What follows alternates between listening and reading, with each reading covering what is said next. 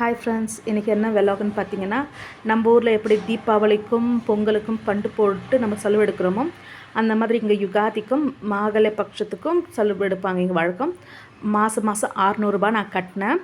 அது கட்டி கரெக்டாக 11 மாதம் இந்த மாதம் வந்துச்சு. இதில் வந்து 3 கேஜி மட்டனு அது நான் எடுக்கலை. ஏன்னா அது வந்து நான் அதுக்கு பதில் எண்ணெயே கெட்டேன் 10 லிட்ரு.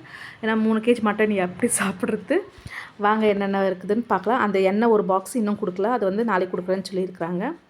வாங்க என்னென்ன வந்துருக்குதுன்னு பார்க்கலாம்.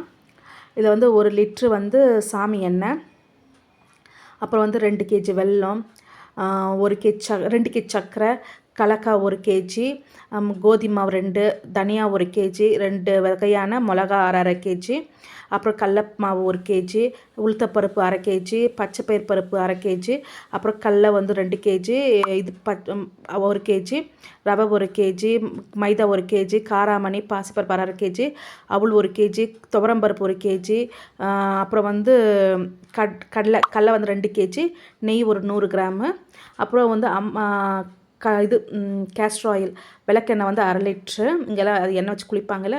அப்புறம் வந்து 100 கிராம் வந்து லவங்கம், மெழுகு, பட்டை, அப்புறம் வந்து முந்திரி, திராட்சை, கடுகு, சீரகம் சொல்லிட்டு கொடுத்துருந்தாங்க.